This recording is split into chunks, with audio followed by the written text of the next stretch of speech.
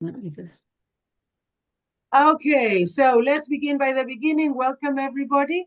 This is our June Chat and Chill Cafe meetup, and it's lovely to have you here and to have Anna and Shanna.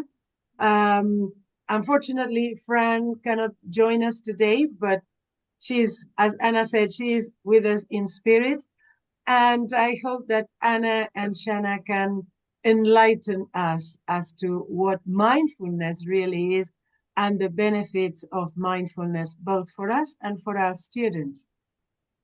So, as you are familiar with the process here, you know that it's not a monologue, that you can ask questions anytime. This is a chat and chill. So, make sure that you ask questions. Yes, you make comments, you give your impressions. Yeah, it's a conversation, right? So, welcome everybody, and let's rock and roll. So, ladies, the floor is yours, please. Let's start by clarifying things. What is mindfulness exactly? Anna. Oh, oh, that's a difficult question. You're more mindful than I am, so I don't know if I am, but I think we're still on a journey.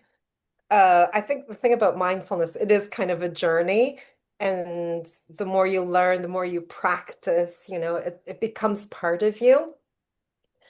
Um, just to give a little bit of background, I did a course, a mindfulness course with the University of Coimbra here in Portugal.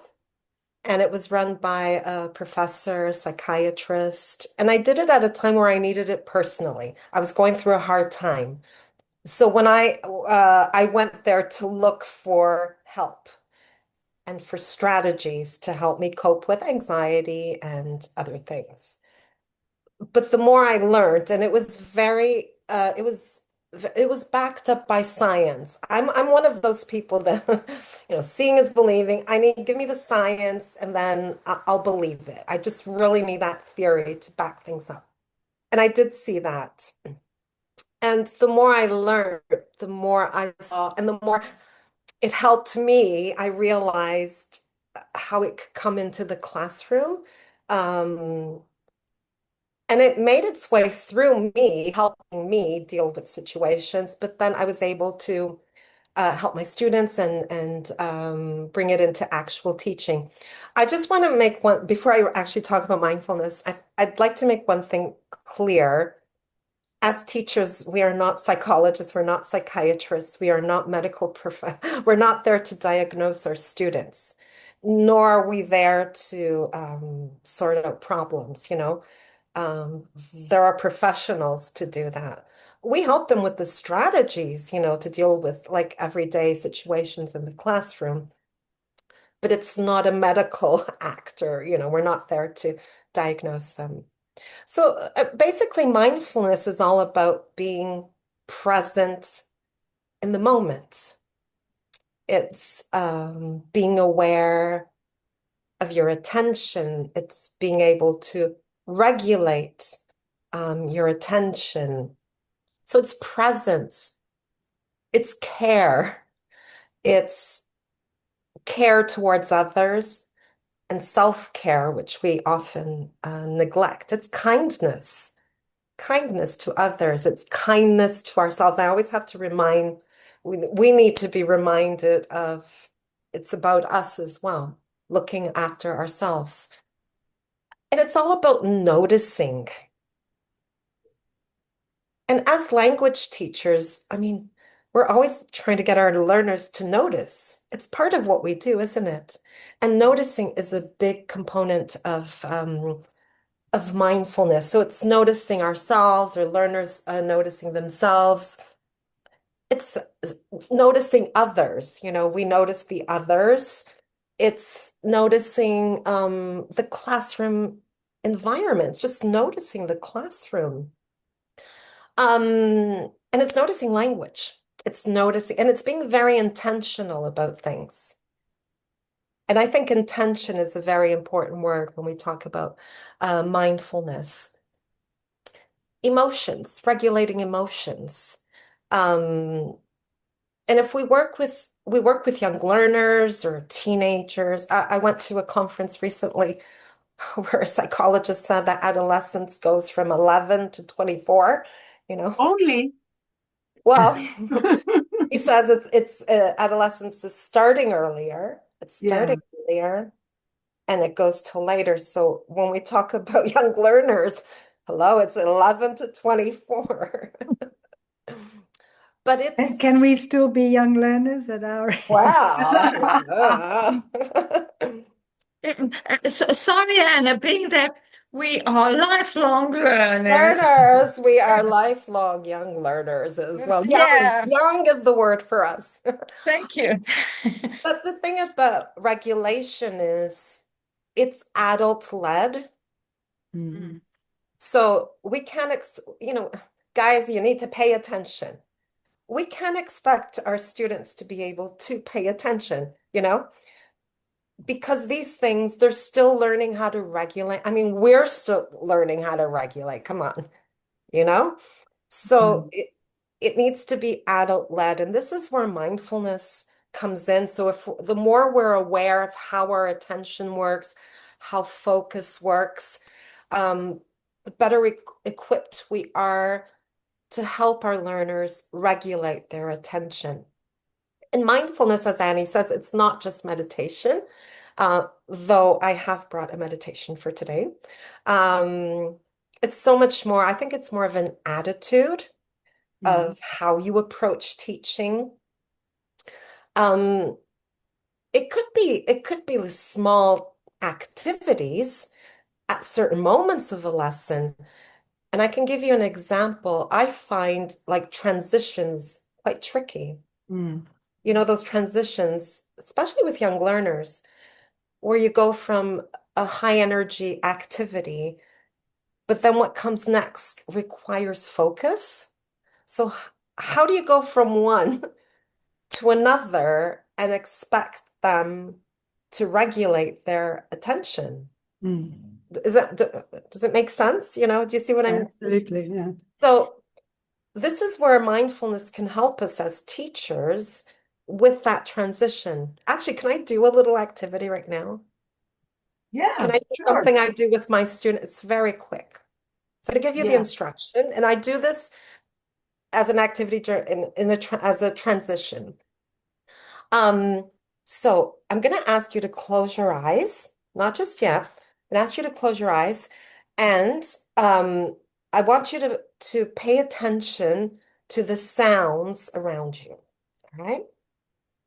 You don't have to name them. I don't want you to name them. I don't want you to judge them because mindfulness is non-judgmental. All right? All I want you to do, and you can do it with your fingers, I want you to count all the sounds you hear and try to focus on the tiniest sound. Okay? So I'm just gonna get hold on a second. I need my timer. All right. And you can sit comfortably. All right. Sit back comfortably. And I'm gonna ask you, so just a second, I'm gonna put my timer. Okay, so you're gonna close your eyes now and count.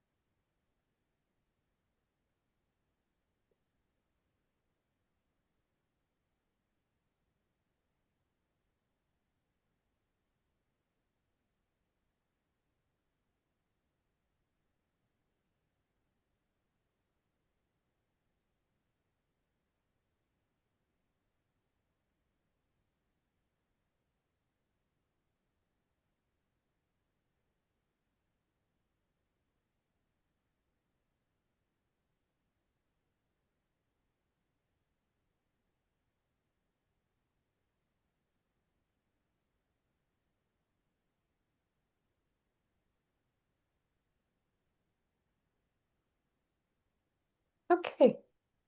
Can you all come back? I saw Steffi with her fingers. That made me smile.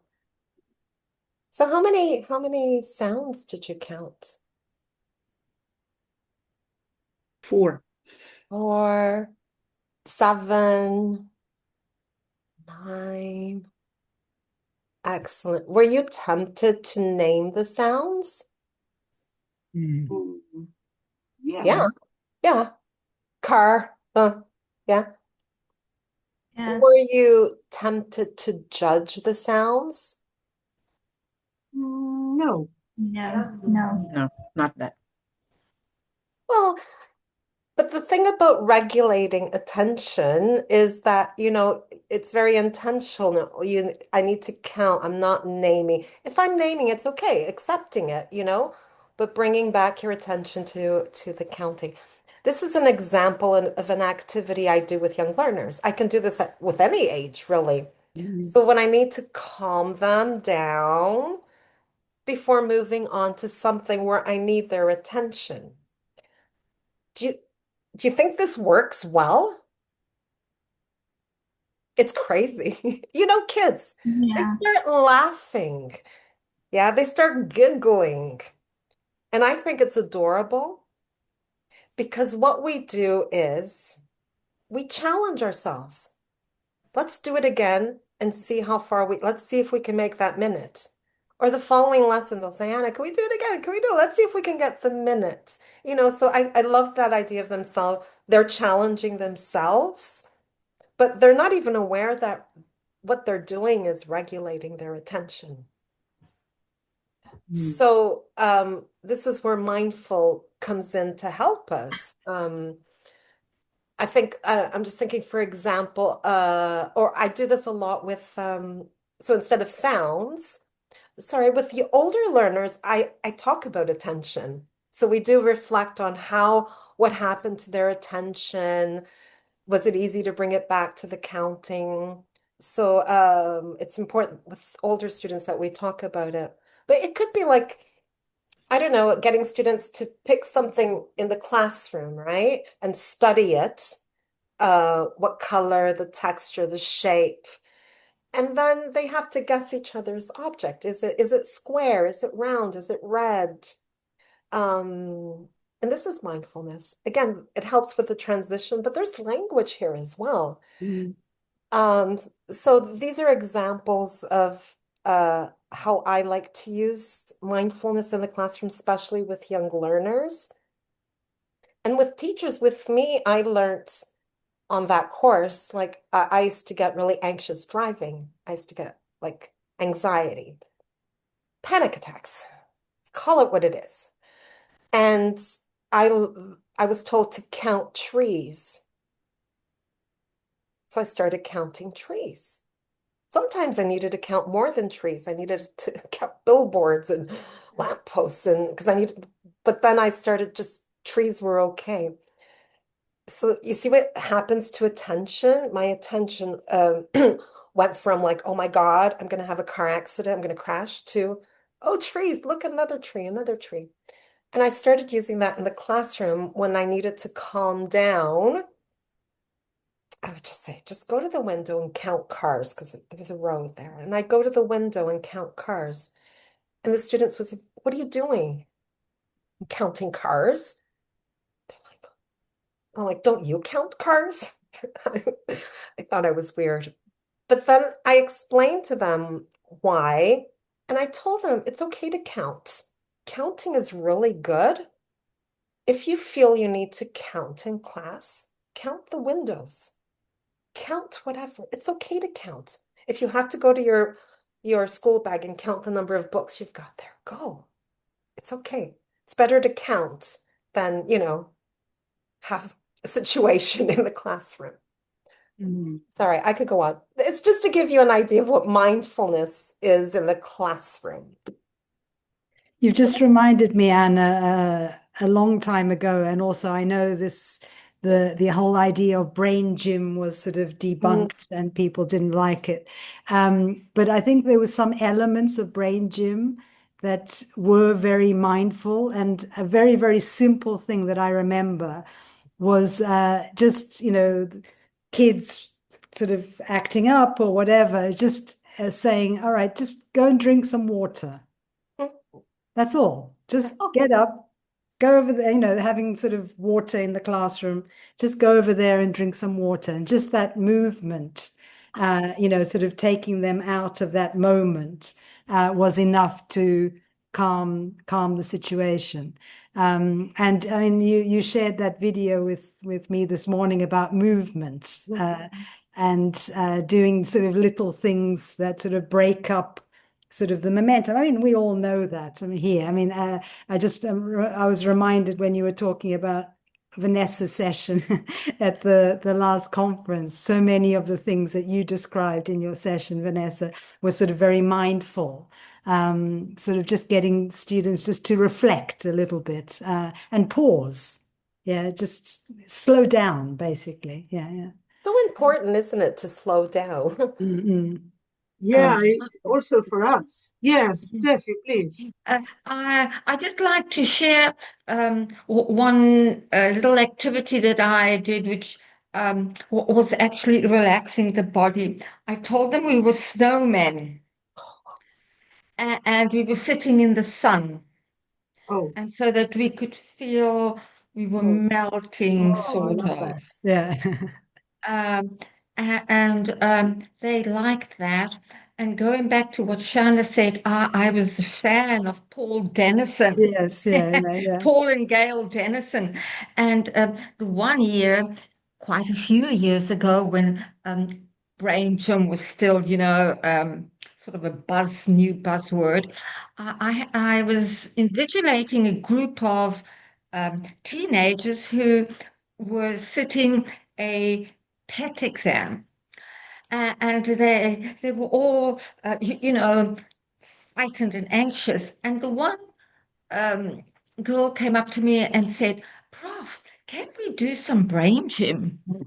Because I had done some in class, and she wanted to do the Mm, crossovers. So mm, we all stood outside the classroom before being called in, and we were all like this. And I mean, not everybody, but it was the request that came from them right, yeah, yeah. and not from me. But But yeah, that's I had been doing quite a bit of the very easy brain gym movements. This was about 15 years, 15 years ago. But as you quite rightly said, um, these little activities make a big Mm, they difference. make a mm, difference. And it's not just language in the classroom. No, We're working with people. I mean, it's human beings that are at the center of it. And so, but another thing that also helps, sorry, I forgot to mention earlier that I do use a lot with students is posture. I have the worst posture in the world, oh, me. but okay, everybody's going. me Uh, too. But posture is, and we learned this on the course, is connected to focus. You need to have good posture to be able to focus. So that's something I really took in and really thought about my students and their posture. So I did share mm, this piece of information with them because it's mm, no secret, no secret. mm. And I call it base position because I learned this term in a book years ago. And we can do it now. So if you sit down, so your back straight, but not stiff, okay? Yeah. And shoulders, yeah, yeah, let your shoulders relax. And your head, so this is straight here. But imagine that somebody's, like you've got these invisible hands holding your head, yeah? And can you feel the floor underneath your feet? So your feet are flat on the floor. Now your hands in base position, well, normally they're on your lap, but you can put them on your desk with the palms either facing up or facing down. All right. So this is like your ideal posture when you need to pay attention. You need to focus. And I call it base position. So two things happen. I teach my students, I explain this is part of mindfulness. This is connected to the brain. I bring the brain science of it. It's not just me throwing these things out at them. And whenever it's an important moment in the lesson, we're going to do language. I need them I just say base position. Two things happen. One, they get into that position, but then the brain is saying, oh, this is something important. So it serves two purposes. And it works much better than, hey guys, come on, what are you doing? Base position. Mhm. It takes a while, but they get it after a while. And that's also something that helps me a lot because it's also signaling that it's an important moment in the lesson. So, yeah, I think mindfulness comes into all of these things. It's not Yeah. just meditation. Yeah. Yeah, because Yeah. there are lots of misconceptions around what mindfulness is. What are the most common misconceptions you have encountered? Well, Well, yeah, go ahead. And I was just going to say, I had some misconceptions because when Anna said, "Oh, do you want to join the SIG?" I was like, "Well, I'm not mindful. I don't know Mm. anything about mindfulness." And then you start, the more you find out about it, you realize that it's everything you do, Yeah. and it's not just the. Ooh. I think Shanna's No. one of the most mindful And people I know. That's why I invited her. But I mean, I'm not knowledgeable about it like you are, Anna. And I mean, some of the things you've described, but I think some of us think that it's sort of only the breathing and the, getting inside your mind kind of thing, where I think it can be a little bit of everything that we do, and just as you say, just being focused Yeah, but being I think it's a aware case and of I did the Kabat-Zinn, yeah, John yeah, yeah, yeah. Kabat-Zinn. I did that 8-week mindfulness course maybe about 10 years ago. And obviously you're taught different things and certain things stick with you. So there's one of the meditations which I use a lot, which is metta meditation. And Mhm. I use a guided meta Yeah, meditation yeah, yeah, yeah, because yeah, yeah. Me I'm too. just a bit, "Ugh," and I so need if the it's guided as guided, well. yeah. And I just wondered because there is now that I've seen one a guided meta meditation for children, but I've not used it with children, and I just wondered if anybody had used meta meditation, especially when there's been a conflict. Because of mm, course, there's that part of meta meditation where you wish something good and something and health and love for somebody you've had conflict with. That's that Yeah. part that is usually the last part of your meta meditation. And I just wondered with children whether Anna, it you would have be some, good. don't you? Anna, you have some for children. I have for children. Yeah. I have them Yeah, recorded. I have, yeah, but I'm very careful about trauma. you, I'm very careful. I personally, uh, yeah. because of this That's true. professor who I did the course with at the university, he was always very, Mm, be careful if you're, I was the only teacher actually, but he'd say, you're a teacher, yeah. your job is not, be careful. Mm, So with I do a lot of visualizations. I do a lot of guided meditations with my yeah. students. I can share, I do the tree meditation Mm. where I was there's, just thinking about like the meta one. no, I There's don't, that it's different parts. So you wish yourself yeah, good, and that one. I'm just no, I anybody else know. there. You wish I, yourself good things, and then I you kind choose a of do person in your world where that they have to, is your family yeah, member. Then you choose a third part, which is a person who is part of your life, but you know very little about. So it might be the person who drives the bus to yeah. school, and you wish them good. And then you think about somebody that you may have had conflict with that week. It might be that day, that week, and you do it's exactly the same thing. So you wish them health, love, and good things. And I just I've wondered never whether, done it. I haven't done it. yeah, I have to tell you why. Because it was my own personal reaction when okay, we did it. And because I okay, know how I reacted, it would terrify. That's why he said, be careful with okay, the meditations you do in class, yeah, because a child may have, or may not, but yeah, may have a reaction like I did. He had to take mm, me out and have a okay. talk with me. I didn't get in trouble, but So I think we need to, this is the one Yeah, thing I say about meditation or where you go down certain roads because we don't know yeah, what's there and we're not there to treat it. Also, I had an experience here when we started the SIG. So we have the Mindful EFL SIG as part of API. And at the beginning, we started doing lots of train sessions and events online. We had a teacher who had a hard time with the idea. It really bothered her, the idea of mindful EFL SIG. She kept saying that education and religion have to be separate. So I had to keep explaining that mindfulness was not religion. But you see the misconceptions. Yeah. Mm. And it could be with parents as well. I find like if you're going to practice meditation in the classroom or mindfulness, like proper meditation, I think it's important, like if they're kids that you tell parents what it's about. Just because of these, and we had a hard time with this teacher because she just would not accept that mindfulness was not a religion. Mm. Right. Yeah, I was about to ask you about parents, how parents react when you do this with the kids, be it with young learners, be it with teenagers. Uh, so yeah, because I thought that some people might. That's why I said because some people may think it's some kind of Hindu thing. Oh, my kids are going to be drawn into this sect, and what are they teaching them? And it's, I mean, I mean, the way I not use religion.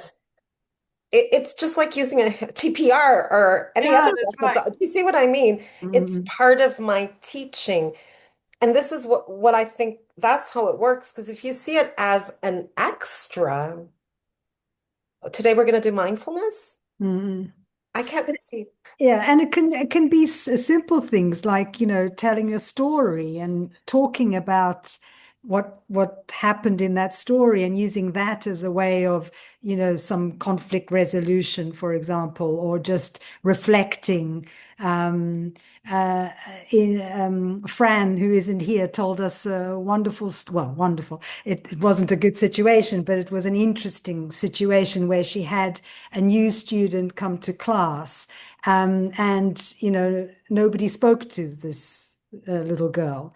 And she sort of felt really bad for her. And then she sort of talked to the class about why that had happened, and that she would have felt very uncomfortable and very shy. And they said, but we were shy, we didn't feel happy. So I mean, that sort of thing, it's not a sort of meditation, it's not, but it's that sort of discussion is a mindful moment, and is a teaching moment in a way.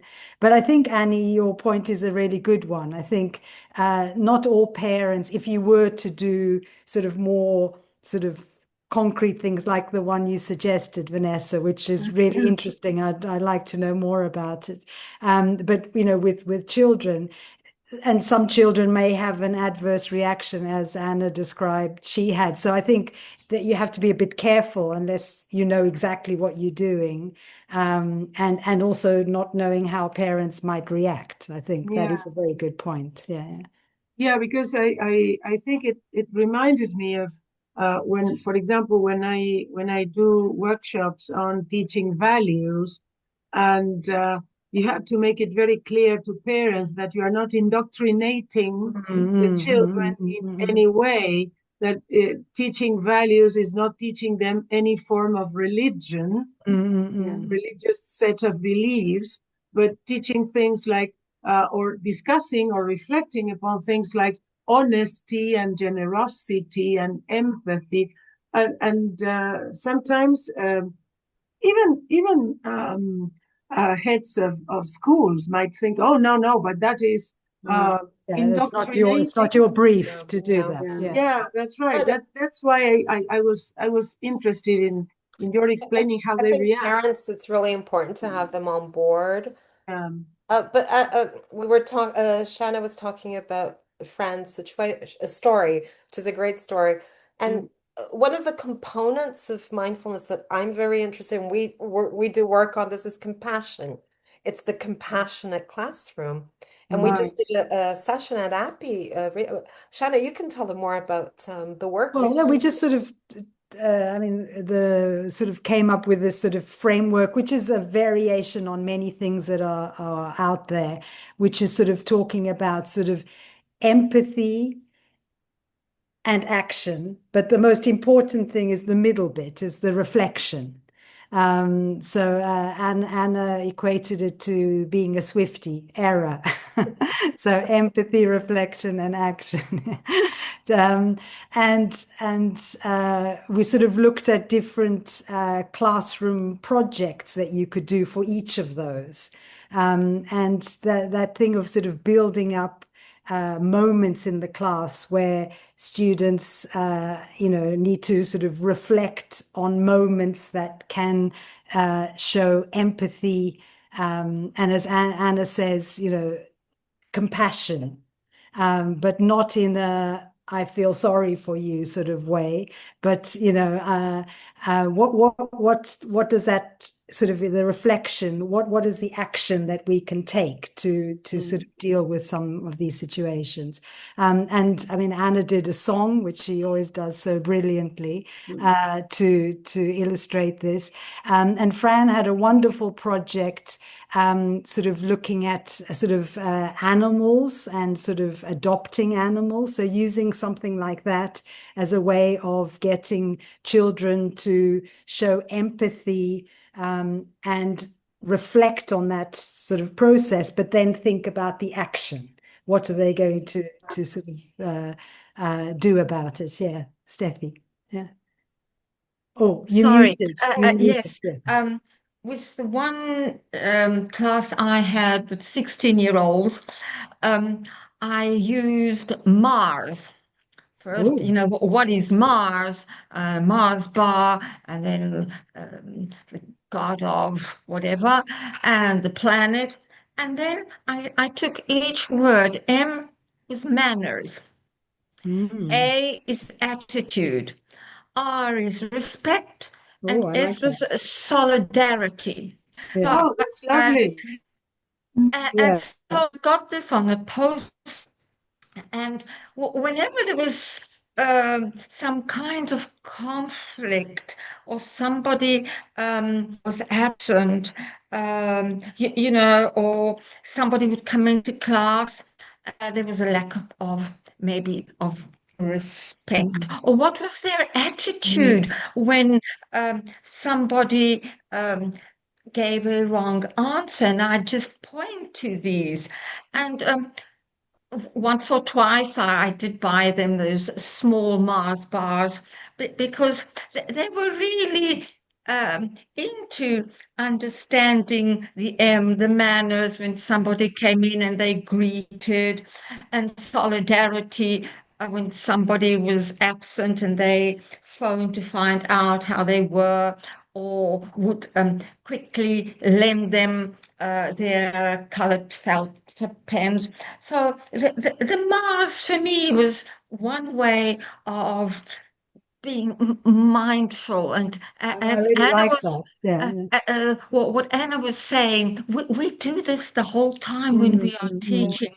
And I've never ever called any of these wonderful activities that we are sharing Mindfulness, yeah. mindful, I think Mm, because I'd we're have more every. aware. Mindfulness just makes mm, us more aware, Yeah. mm, mm, but we already do. And one of the things I love about mindfulness is we were talking about compassion and what compassion means in mindfulness, which is exactly that. It's empathy plus action, because empathy on its own is empty. It means nothing Yeah. mm, unless it leads to real action. And that's where the reflection comes in. It's that those conversations.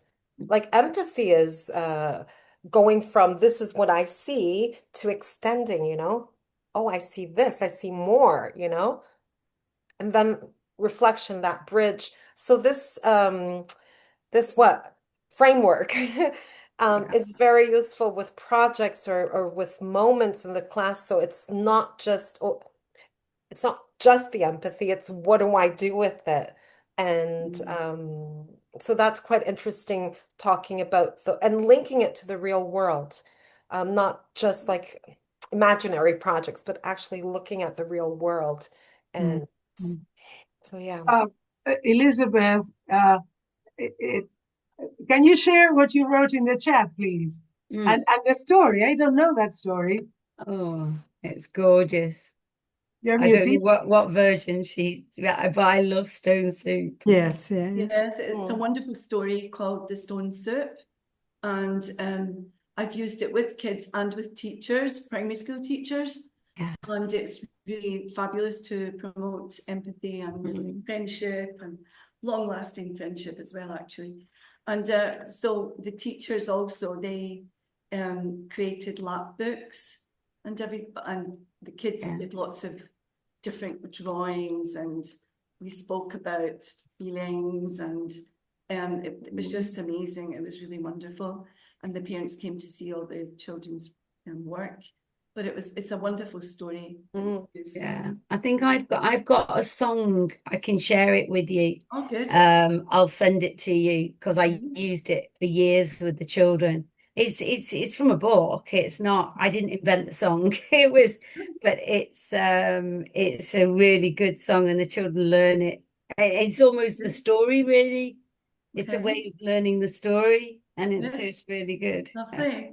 Sounds great. I'm trying to think of it. But all of these things are part of mindfulness, as we were saying. Yeah, and there's so many stories. Cokey. Yeah. I'm sorry, I was going through, trying to think. It's the tune of Hokey Cokey. I'll send you the word. Okay. You're going to sing it for us, Sing it now Vanessa. if you like. I cannot remember, but it's, oh, Mrs. It's delicious. Oh, Mrs. It's nutritious. Yeah, and it's all about why don't you have some nice stone soup?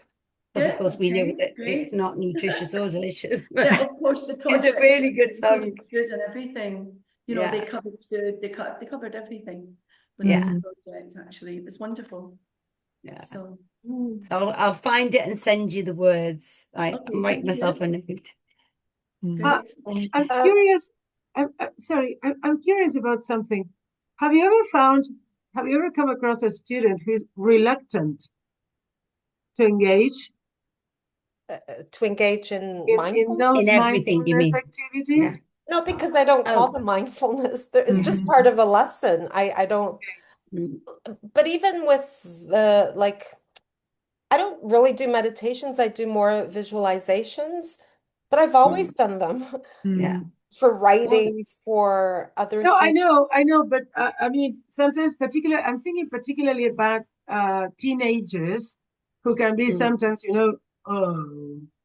Well, I try to use things that are age, like I use mindfulness a lot with music. So when I'm doing music, I'll just give you an example. I'm doing a teacher training session on music, and this morning I was focusing on mindful activities to engage with music, because often teachers are only looking at the lyrics and the grammar.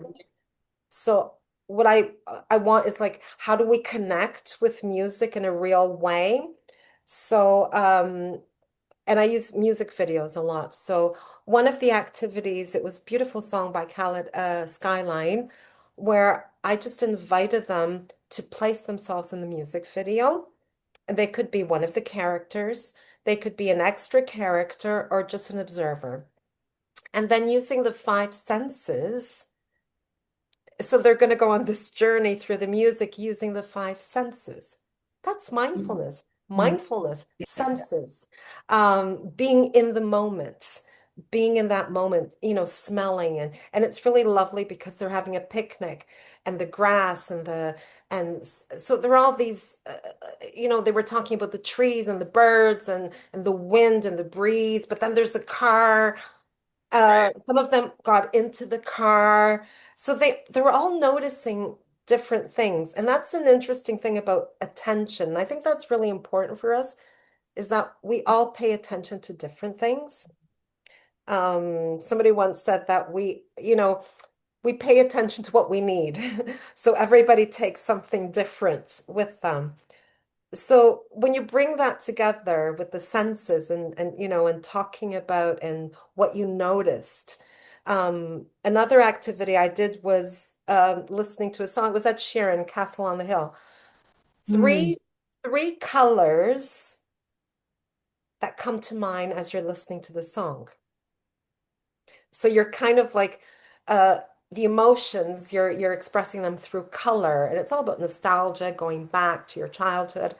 And it's really interesting because then the music video is it's blue, black, and white.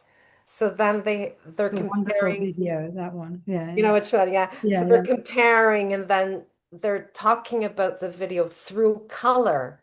And in mindfulness, we often use metaphors to talk about Mm, things. mm, mm, mm. So with teenagers, using like metaphors like color and using music to talk about emotions or those things that are not as comfortable to talk about in class. Mm. That's what I And tend to use. and it's about sort of choosing an activity or some material that would be appropriate for their age. And as you said, Anna, not sort of labeling it as a mindful moment, but it's Oh, no, just no, no. something new in class. It's your But approach yeah, of it to the, and it goes back to the reflection, or I really like Steffi's Mars thing, I think, would those little moments. I there's think, the yeah, moments, yeah. right. Yeah. And also another component of mindfulness, and this again comes into how we teach, is non-judgmental. Mm-hmm. Having non-judgmental moments in the classroom. And that's where, like, with teaching, you know, we're focusing a lot on what's right or wrong, you know, correct or incorrect. So having moments where there are no right or wrong answers, that's what I mean, non-judgmental moments, Mm-hmm.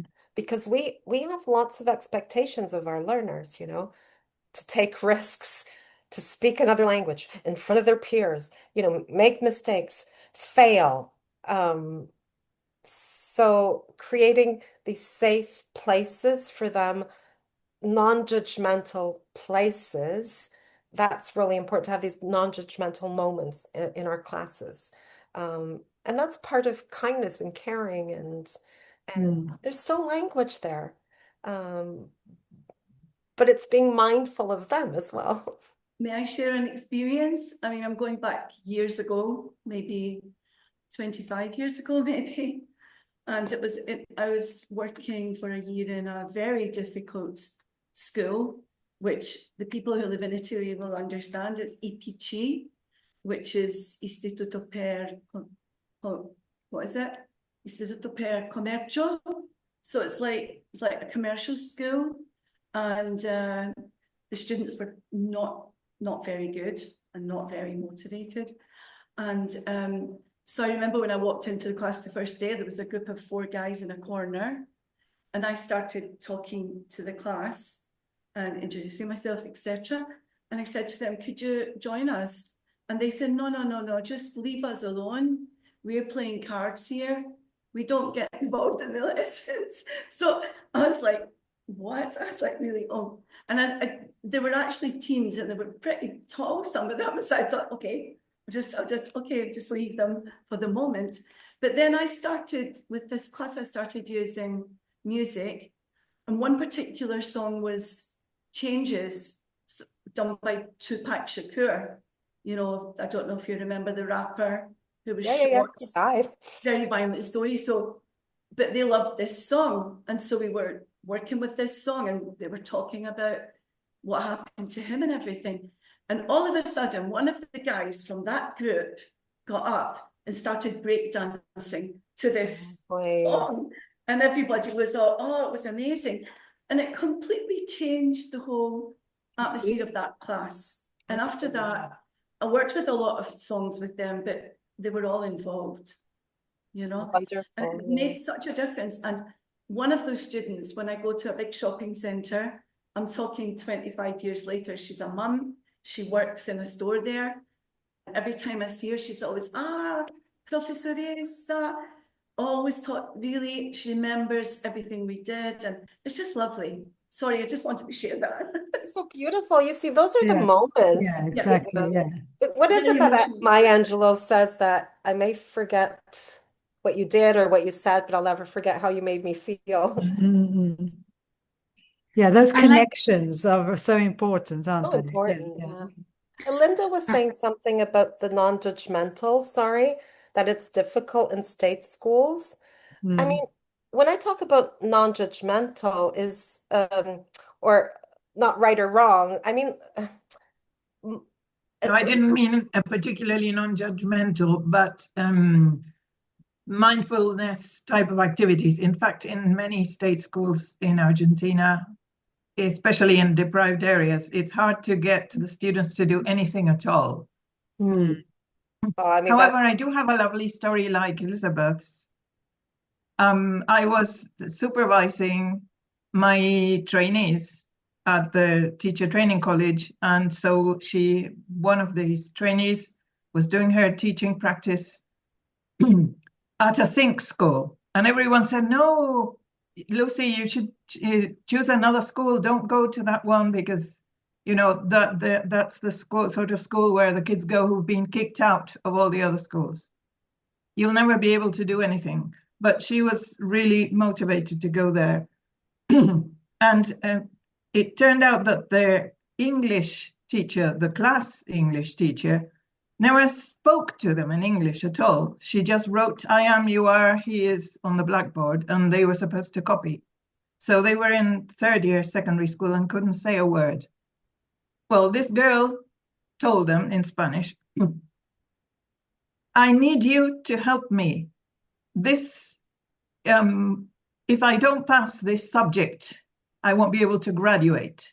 So I'll need you to learn to speak in English. So by the third week, she had got them saying all the classroom language in English Wow. and working, but not everyone. Yeah. There was a girl painting her nails in the back row. There was a guy with his you'll headphones always on have though. You'll always who'd smoked who knows how There's much always before one, going as in. we say, there's always one. yeah, yeah. Or Yeah. two More or than three. one in this Yeah. case, but most of the kids were really brilliant. So I think it's a question of finding something that you can engage them Oh, with, whatever absolutely, it is. connection. But going back to the non-judgment, I just don't want to be misinterpreted here. It just moments where it's not right or wrong. So just Mhm. like the colors, like what color is this song? There's no right or wrong answer. Or Mhm. I love to use thunks. Like, is a dolphin happier than a cow? There's Mhm. no right or wrong answer, but we Of have these course, debates in class, you know. Thanks. Oh, Thanks. I fantastic. know. But that's a great that's what topic for debate. oh yeah. But what I'm saying, that's the non-judgmental classroom is like it's these tasks where they're not worried about they need to give the right answer. It's just communicating what they want to share. And that's what I mean, the non-judgment or it could be writing that you assign, but you're not focusing on accuracy, but just reacting to the content, like, oh, when did you go there? Or what was it like? That's what I mean about non-judgmental. I do think the context in which you're teaching, though, does Yeah. have an impact, obviously. And but doesn't mean that it should stop you from trying to do some of these things. But obviously there are some limitations in some contexts. And also, I think sort of young learners and teens, particularly in some situations like the one you just described, Linda, where they they sort of conditioned that they sort of this is what education is, and so I think surprise is a good way in there, because sometimes they just don't expect you to be interested in them as people or show an interest in what they are interested in. And even that in itself could be a mindful moment, I think. Yeah. I'd like to share my story with some adults. It is related to the question about being reluctant. And well, I have taught some adults. They were around maybe 30 plus years old. And I tried to practice with them some mindfulness practices and techniques. However, I noticed that they kind of afraid to be in this state of calmness and to, for example, close their eyes and for a specific moment just to forget about, let's say, the world around them, to become relaxed, to concentrate on themselves. And actually, I tried to talk to that woman, for example, in particular, and she said that she's so concentrated on the rush of her life that for her it is very difficult and challenging just to stop for a while and to be mindful what is happening around her. And also, I have had some experience with some teenagers. I tried to do with them some meditation and music. And I would say yes, I would say it depends on their personality and character, if they're open to embrace changes or something new. Some of them could laugh immediately and wouldn't start to follow the instructions and just wouldn't like to concentrate on the activity or on the teacher at all. On the other side, there were some students who would listen attentively and who would like to try it and to calm down. Perhaps I would just conclude that it really depends on their personality and how they and what is their attitude to their life. And I would say also influences a lot the education of parents, how they teach them to embrace different changes and to accept something new in their life. So this was actually my experience. Mm.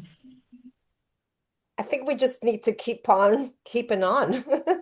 I always find a song that just hits the spot. But Yeah. even if they don't all like it, I don't think that I always find a song that we can work with, that calms them down, and it's really, I always find a song that works. That's just it. I always have, and I always will. Anna, Xena, why don't you tell, well, the others, because I know, about the mindfulness group, the SIG? Oh, yes. So Yeah. Shanna and I are co-coordinators of the API, which is the Portuguese English Teachers Association, of the API Mindful EFL SIG, which was started in let's just say 2022. It sounds pretty good to me, my memory. Um, it was José Moura Carvalho worked with me. We co-founded the SIG. He was really into mindfulness, and I had just started. So we decided, well, it would be nice to bring this into EFL. So we organize lots of online events and workshops for teachers, and we were very surprised at how interested teachers, not were, they have been. We've had lots of interest. Teachers have shown lots of interest. Sadly, Gisette passed away in November, and that was really hard. But I've got two very special friends. I've got Shauna and Fran who are with me. Um, so we've been we're on this journey together. And I always think life is a journey and we don't know it all. We learn together. We make mistakes together. It is what it is. And we just support each other. We love each other. You know, it's that kindness, the compassion. And I think we message each other, three of us, every day practically. And can anybody become a member of the SIG, or do you have to be a member of API to be a member of the SIG? You're automatically a member of the SIG if you're part of API. Yeah. So our members have access to all of the online events we do are free for our members. So that's yeah, for all of them. Yeah. But you're also part of something larger, something international, right? Yeah, Well, there's European. Yeah, because as here we have people from other countries, other than Oh, yes. Portugal, I mean, maybe even if they don't join API, maybe they can So we join. have the European Mindful and Compassionate ELT project. Basically, we're just people from around Europe that have come together. So API, there's TESOL Hungary, there's Italy with Chantal, there's Zainab in Turkey, and we're growing. And we do monthly webinars. They're free. Anybody can join. And we've had very interesting names, very interesting talks. I'm sure many of you have been to these talks and you know how lovely they are. And we have an event coming up in June, on the 20th of June, which is kind of a end of the school year conference, and it's free for everyone. It's called Here Comes the Sun, kind of looking back, looking forward. And Shanna will be doing a workshop, a talk for us. Going to I've try already and registered. declutter our minds. I've Try. already registered. So Yeah. it's decluttering. What was Yeah. the title of your session? Sorry, Shanna. Oh gosh, now you put me on the spot. What's it called? Something like every teacher needs a good declutter or something like that. I can't remember the exact. Which it's quite good for the end of the school year, getting ready for the summer. So yeah, that's coming up. It's the 20th of June. It's free. There's information on there's a website and there's a Facebook site. I don't know if the link I can I'm find. trying to find it. Is It's it on? Is it on Facebook. API? If you go to It's also, Facebook, yeah, Facebook. on Okay. European. if you want. Is it possible to join online to their conference? oh, absolutely. Yes, yeah. Yeah, absolutely. It's free. And we'll be continuing with the webinars in the new school year. We'll be having new things coming out, more people joining and helping and sharing and spreading the love. So it's okay. I have the API here. No, the European is different. It's Yeah, on but you did post it in the Appy sync, didn't you, Yes, it's here. Anna? It's Yes, here. yes. So Lucky you did that. It's there. yeah, I'm not very good sharing at the social. link in the chat box. And Steffi did a wonderful session for the European Mindful. Yeah, Oh, thank you. yeah, it was. I registered immediately and I saw your talk and I was thinking about you yesterday, funnily enough, because I was decluttering All all right. my papers and oh, I felt so good after that. Oh, good. Well, save it. Save it so you can tell me about it. Yes. I'll be sure to call on you. So I said, "Oh, Shanna, yes, this is physical decluttering Right. that made me feel so good." And I thought, wow, now on the 20th of June, I'm going I to. think it's such a great topic. We're going to do some mental one. And Yeah. I see that TESOL Spain is also involved. Yeah, we're gonna have Adriana's doing a Adriana, session our from Adriana TESOL Cotto Spain. is going to be there. So yeah, and we're hoping this will grow. And I mean, I do appreciate this platform here to share. I mean, what we do is, it's free. It's for the good of education. It's bringing mindfulness into teaching, hopefully helping teachers. And so the more we spread the word and more people get involved, it'd be great. Yeah. I don't know. People, please ask questions. Otherwise, it's always me asking the questions. Please. Sorry, can I just say something? I mean, going back to your question, Anya, and then the answer that Valeria had, what I normally do in that situation, because their reluctancy, I would say, like, it's not because of my class or because of what we are doing. Most probably something back, like, kind of a background thing that they have as a reminder or feeling uncertain, especially if there is an activity that you have to ask them to close their eyes. mean, sometimes for pronunciation, I ask them to close their eyes and just listen to just get the correct sound. And then if there is, which usually is or are, some that they don't really feel okay to close their eyes and then just do that. I just ask them to just do as they wish. But what I do is that I would repeat the same task or activity the next session. So then the first session he saw like open eyes, or they saw it open eyes, and they saw, okay, what is exactly happening?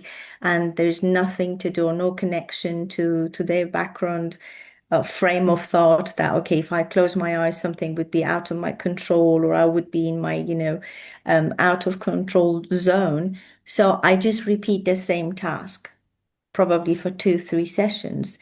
And then little by little, they realize that, oh no, okay, there's nothing wrong with closing my eyes. And this is just probably for hearing better, focusing on that, not getting distracted by the visuals of the word.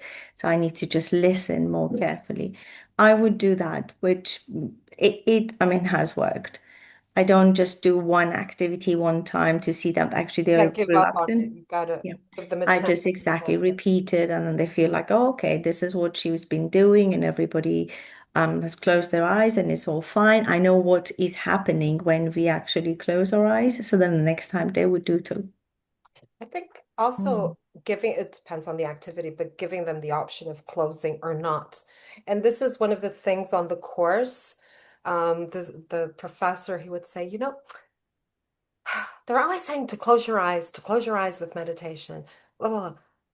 But we don't go around life, with our eyes closed. Life is with our eyes open. So we should be meditating with open eyes. And I just love that idea. So he says, when you're going for a walk, like a nature walk, that's meditation with your eyes open. Um, so I've learned to when I'm doing meditation, I always say you can close your eyes if you want, or if not, soften your gaze. Could I share here one thing just to show the young learners? Sometimes it's Yeah, sure. difficult to explain. If I can share, it's probably just a second. I've got an example of a meditation I do with them. So give me a second. So share. Can you share? Otherwise, I can make you No, host. no, no, I can. I'm just getting Okay, it. good. Can you see? It should be, yes, there it is. So I create this on Canva, and so we're going to do a very quick meditate. This one is just what I do with young learners, and it's called the bees buzz. Are you ready? Would you like to Yep. do it? So you don't have to close your eyes. You can look at the screen. No, it's not working. Hold on. A bee's buzz. We're going to practice a bee's buzz. Place your hands on your knees. Sit up tall so that your back is straight.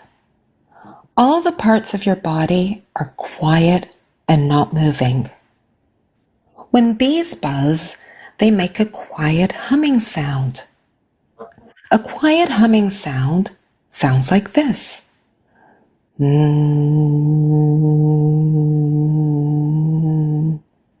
Let's all try making a quiet humming sound. Take a big breath in.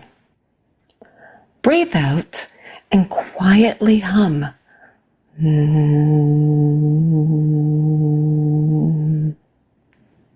Let's try that again. Take a big breath in.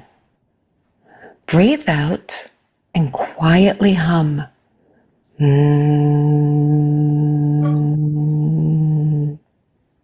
Now, let's try it again. Close your eyes or leave them open and cover your ears. Take a big breath in. Breathe out and quietly hum.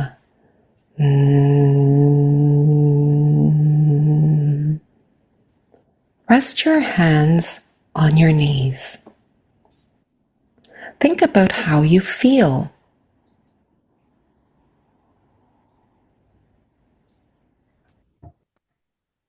Open your eyes if they were closed. How do you feel? it helps to relax, really.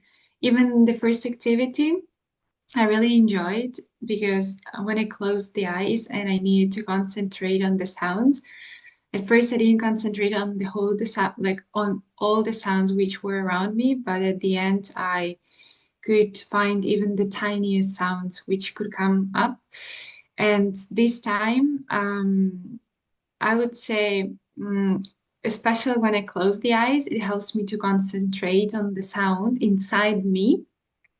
These, and yeah, it relaxes the body, I would say, definitely. Yeah. I do this with, I record these and I make that image. So I say, you can close your eyes, but sometimes they need something to ground them. You know, children, they just, so do we. I'm one of those that laughs in the most inappropriate places.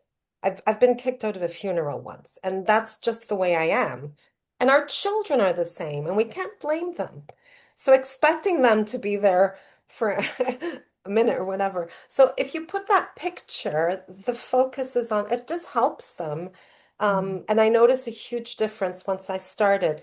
And I used to put static, just a picture, but then I started using the animation because it helps bring them back to the image and it gives movement to what they're visualizing. And then playing with the sound and the ears. This is a meditation. But kids don't look at it as a meditation, you know, it's just an activity in class like we do TPR and other things. And it's nice for transitions. You remember I was talking about transitions. So, and the reason also that I record them is I step back. So they're not looking at me. I'm not looking at them. I just sit with them and I do it. I'm listening to my own voice, but I'm doing it with them, you know, and that really makes a difference. And then it's a listening activity. They're getting language out of it. They're listening to instructions. And they're not interrupting me. Because when you've got a script, they can interrupt. What did you say? But there it's a listening. They can interrupt. So I've built my bank of recordings with these images. And then I've got a tree one. I've got connected to all sorts of topics. And I can always find a little meditation to use with my students around a topic. So this is just my tip if you want. It's so easy to find scripts online. And then it's just recording, creating an image, and then you've got your own bank.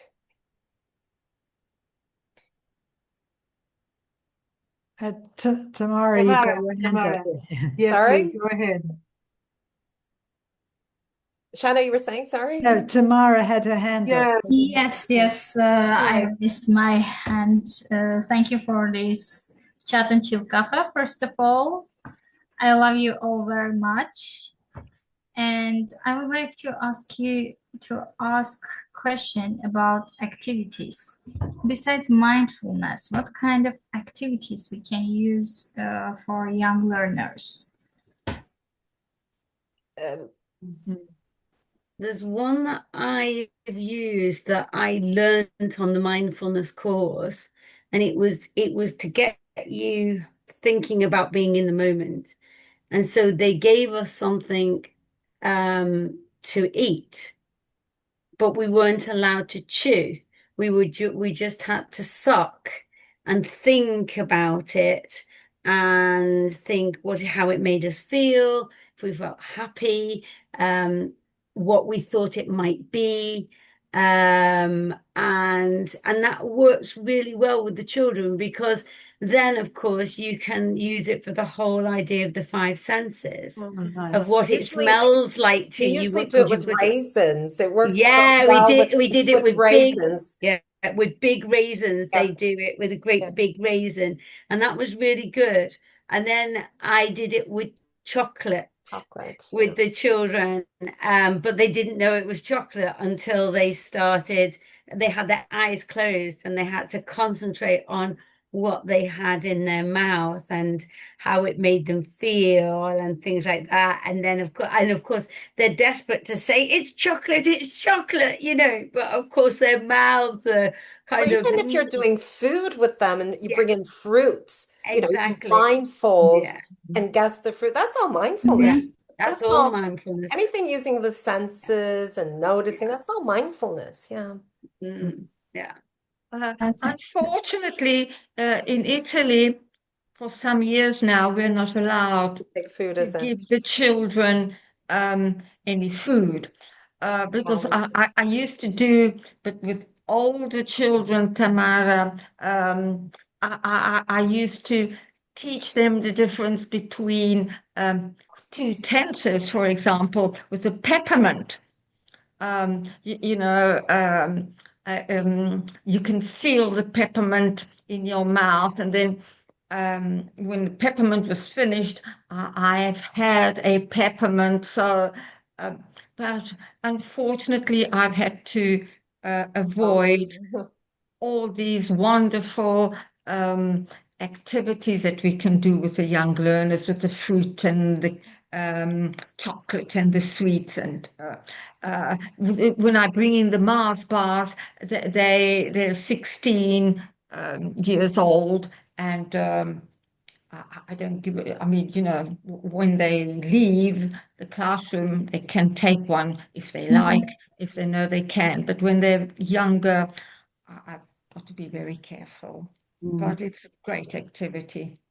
But also just bringing kindness into the classroom is mindfulness. And with children, like books or picture books, right? Yeah, Like I was going to say stories are the best. Yeah. Or even like setting up activities where they're working together. I've done the kindness bingo. So we have like the wall of kindness, and then it's just a grid. They just draw a grid in their notebooks and they choose from the wall of kindness. Help a friend, share. So when they're working together, they're doing bingo. Oh, somebody helped. So they're playing a little game, but it's all about noticing. It's you're helping them to notice things. Remember, it's always adult led.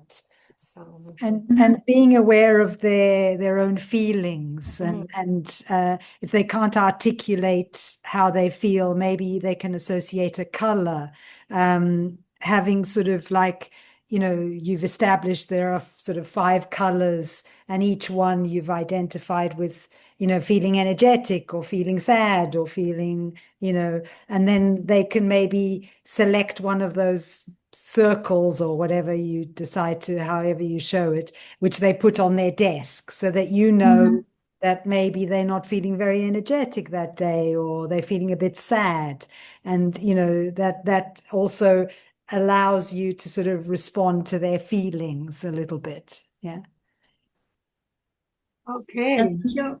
Thank you very much. And also, I think that this mindfulness will help us even to teach feelings in English. Absolutely. Adjectives, yes. How to express and how do they feel. For example, they are, oh, I'm hungry, or thirsty, or I'm sad, I'm afraid. And again, there's some wonderful storybooks that sort of you can use for that. Yeah. Can I say something? Yeah, Nadia sure. Here. This year, I've never done anything for mindfulness, as you guys here explained and gave us the examples. I teach in a public school. I teach 7th graders and 9th graders this year.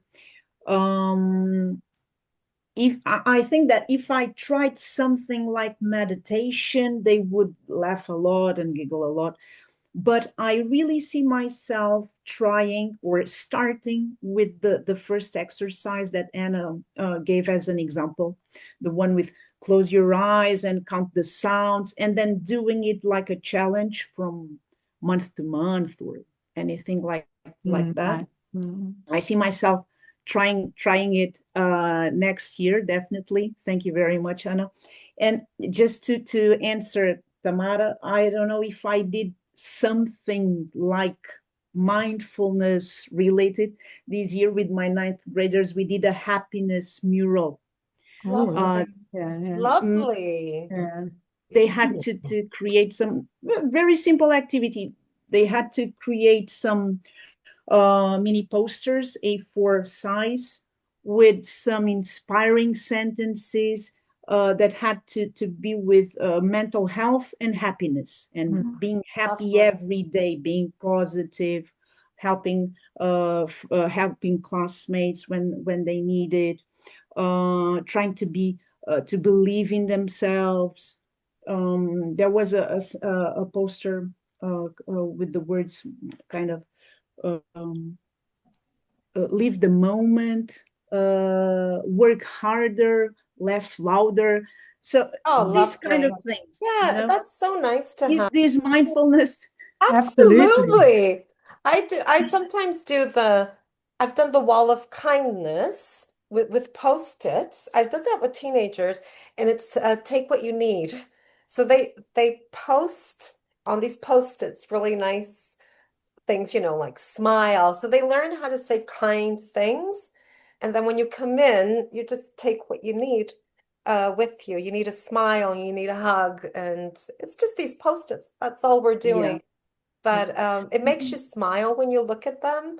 That's all mindfulness. But I would say that, it's a Yeah. misconception that it's all only meditation. meditation. No, you can, That's the idea I had no. before today.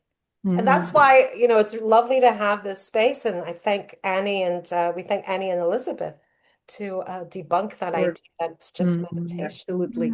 I think there are some misconceptions around the concept. Oh, nice. Oh, that's lovely, Elizabeth. Definitely. Yeah. Actually, the most mindful thing we do, or if we don't do it, you're going to start doing it tomorrow, is in the morning when we have a shower, just watching the water roll down, just watch the water, just looking at the water.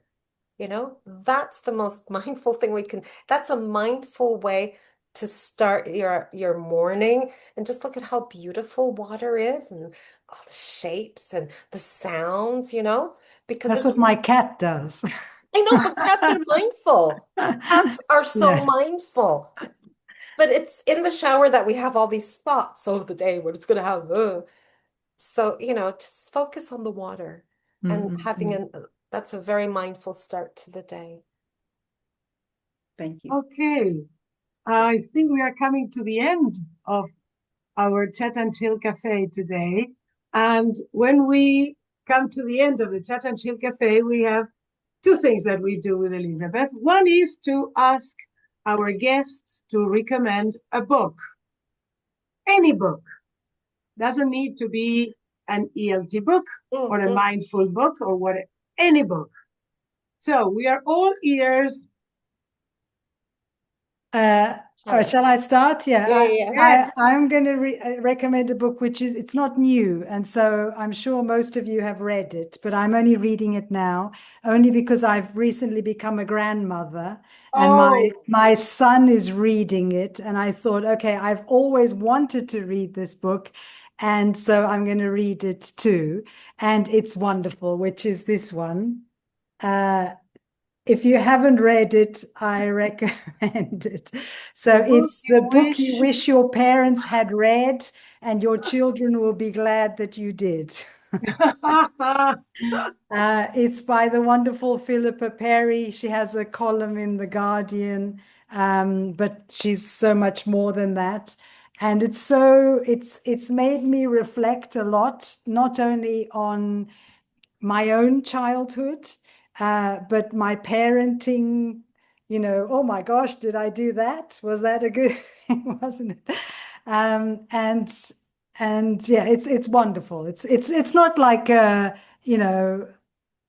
self-help book. It's not that kind of thing. It really, we were talking earlier about reflection. It really makes you reflect. If you haven't read it, I recommend it. I think I would probably jump out of the window after reading it. I keep thinking, oh my gosh, did I do that?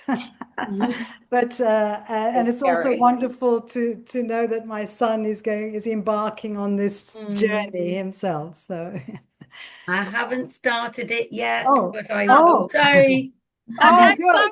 No, no, you go. Lots of recommendations. Come on, girls. I've not. I bought it. Ooh. Unlearning. Unlearning, changing your beliefs and your classroom with UDL. It's Posey and Novak, which I saw that I saw Posey. She gave a talk, and I wanted to read it. I bought it at the time.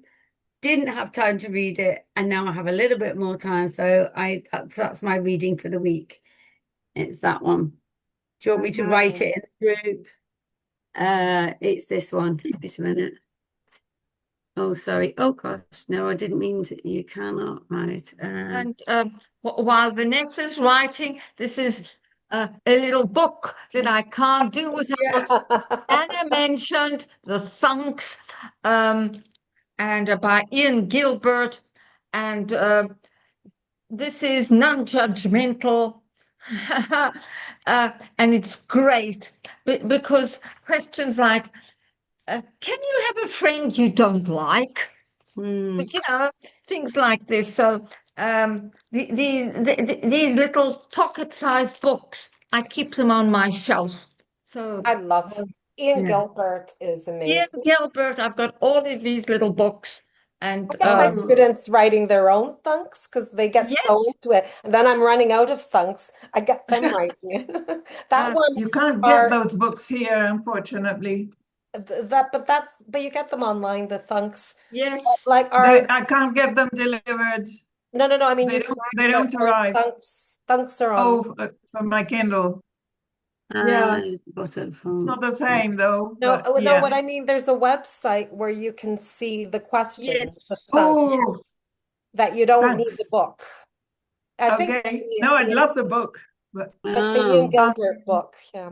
Since Book Depository closed, getting books and the Argentinian English bookshops don't have that sort of thing. They just I've got my book.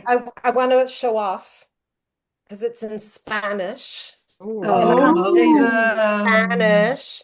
Can you bring it closer? Qué arte, qué arte. Qué arte. Because it's too El small. puente donde habitan las mariposas. Okay. Yes. Have you read it, Annie? Or do you no, know her? it's on my to-read list. It just came out. Oh. So I had to read it in Spanish because the English version hasn't come out. Where do butterflies live? It's it's the bridge where the butterflies live or yes, live. Okay. I'm not sure about the word live or dwell. Inhabit. Dwell. Yeah. Inhabit. Yeah, dwell. She's a neurobiologist. Okay. Yeah. And her name is Nazareth Castillo. She's amazing. Yeah.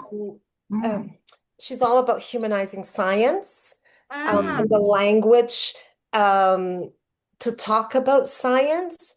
And she talks about the connection between mind, heart, and body.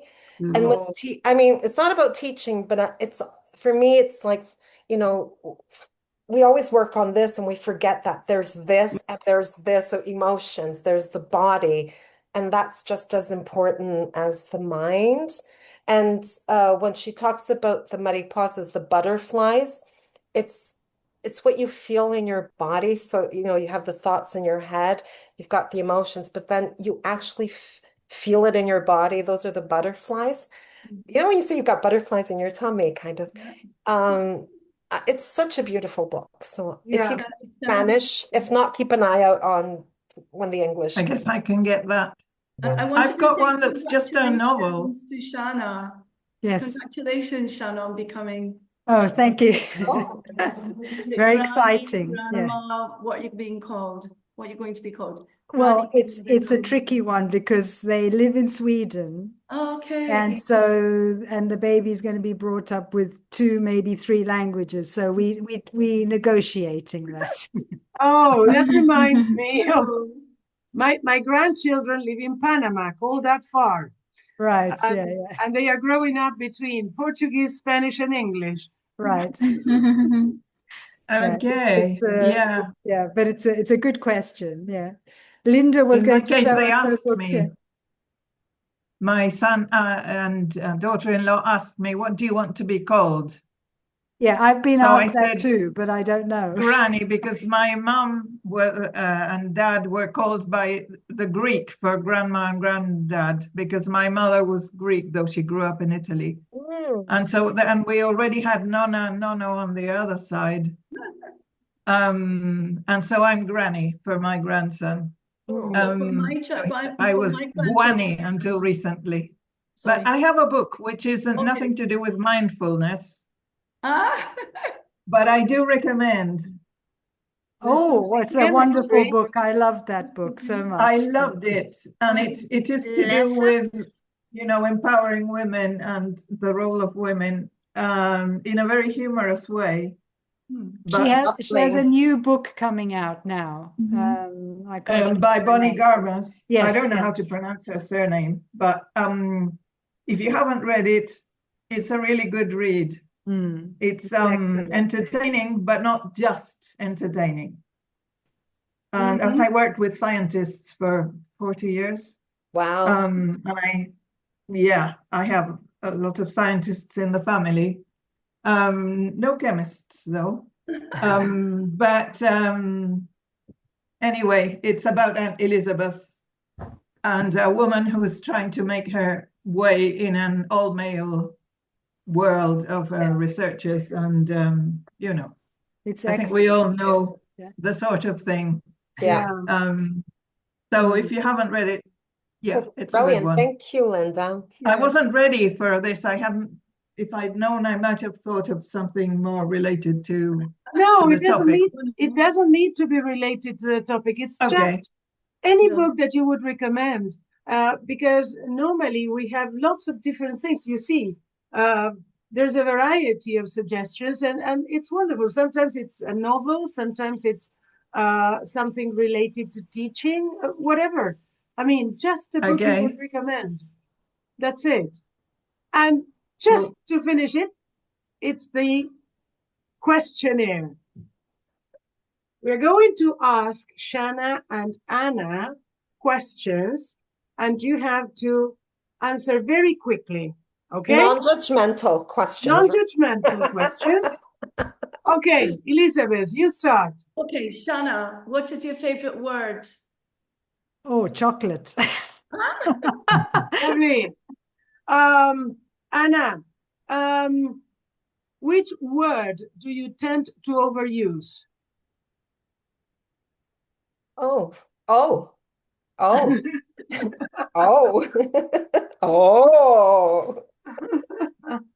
I always use sorry too much. Sorry, yeah.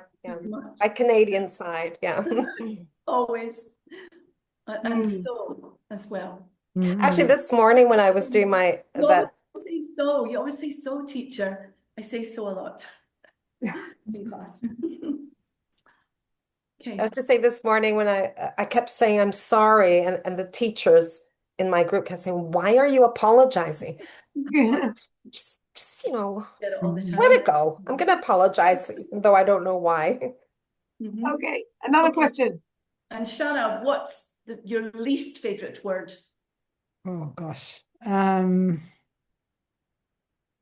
Oh gosh, that's really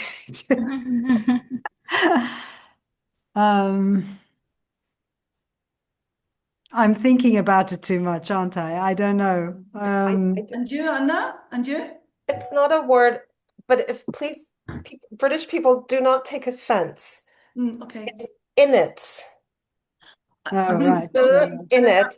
Hate it. Okay. I don't know why. I just English thing. I'm sorry. It's an English thing. English thing. Sorry, I don't know. Vanessa, I'm sorry. You're not upset, are you? I won't take offense. What do you mean in it? In it. In it, yeah. In it. Okay, I don't use it. But it's like I don't take. But Vanessa, are you English?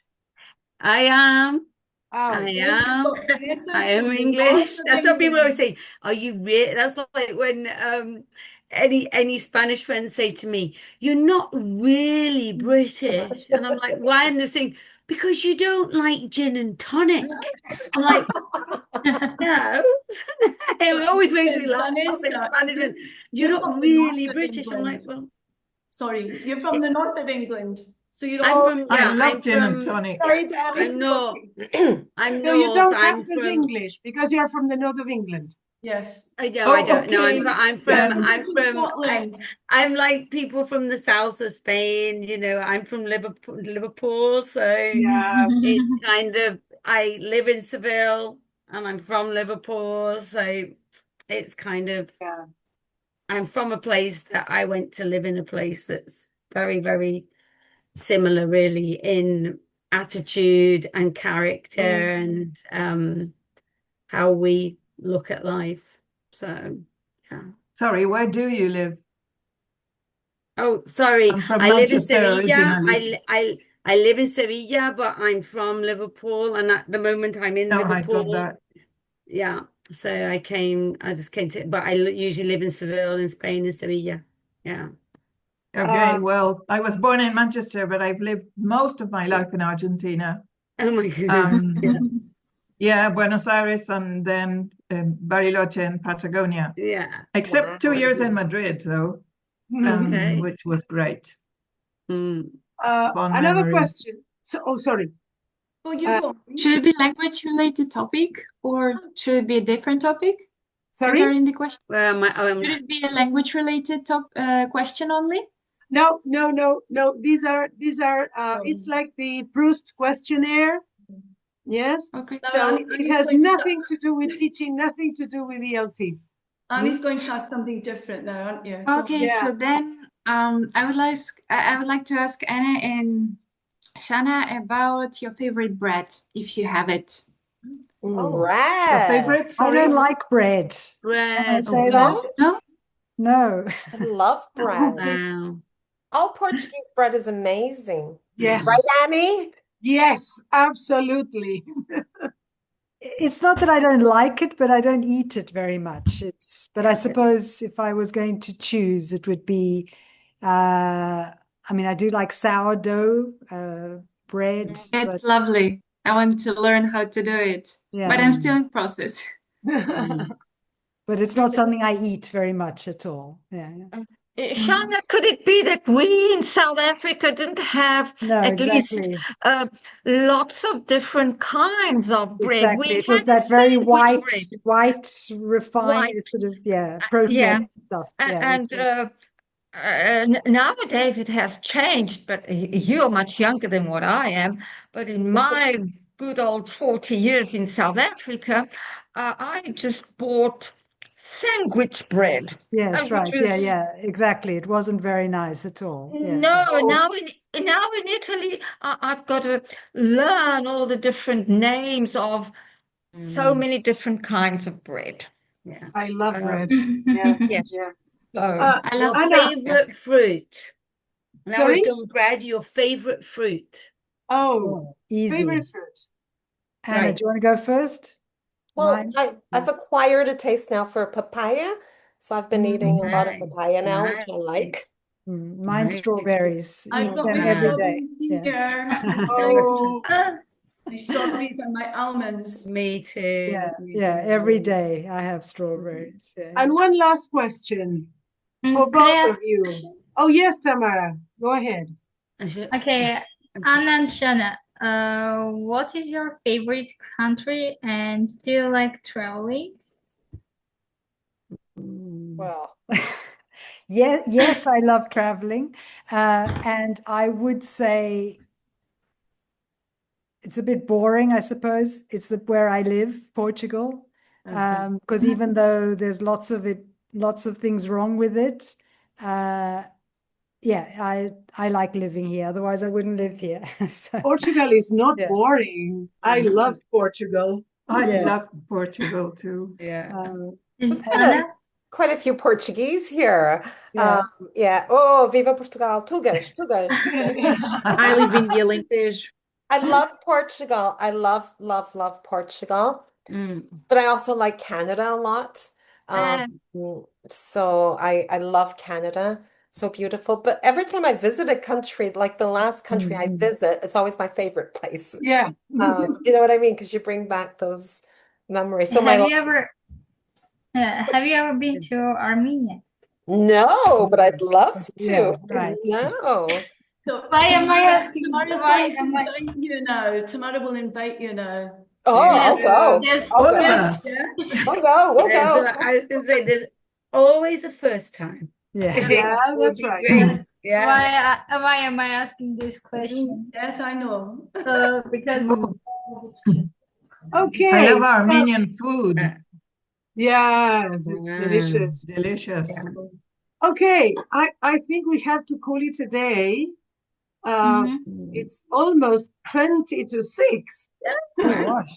Oh, to 5, Well, to 6. well, Yeah. to 5 for you, to 6 for Yeah. us Scared me. on this side of the border. Yeah. So thank you so much. Thank you, all of you. Thank you, Xena and Anna. Thank Thank you, you for inviting us. Vanessa, Valeria, Neide, Nadia, Linda, Farnas, Danny, Tamara, Steffi. Thank you all. Well, next week, next Saturday, we are going to have another session, and it's going to be Neil Mason. Some of you know Neil, and he will be talking about mentoring and coaching. Nice. I will send more details later in the day. Yes. Thank you. Thank you. So- Thank you very much. Thank you so much for giving us this opportunity to Yes. talk about Thank you. the SIG and something that is really And dear. could we have Yeah. a picture? Yeah. Oh, sure. I was about to do that. Can I? The picture. Okay. Yes. Sit up. Yeah. Base position. Base Base position. position. Yes. Exactly. Okay. Oh, I'm like base position. We have the Eve session next Saturday, do we? On the 6th? Yeah, on the 4th. Yes, I Anya, I was going to say that exactly. We got Eve actually next Saturday. Yeah, next thought it Saturday. was later. No, No, it's but we have the conference. yeah. We Not got dear. the final presentations I will for have Serbia, but the conference. no the conference exactly. Right. But we have the conference, so I'm afraid I can't be at this one. And Yeah. it's on mentoring in specific. Of course. Yeah, but We the have thing the is that Eve conference. it's the only day that Neil can do it this month. So I'm afraid I'm going to miss the Eve conference, and I will have to do the session because Neil cannot do it on another weekend. Oh, that's a So- shame. But Okay. my Yeah, so mentee we is will miss presenting.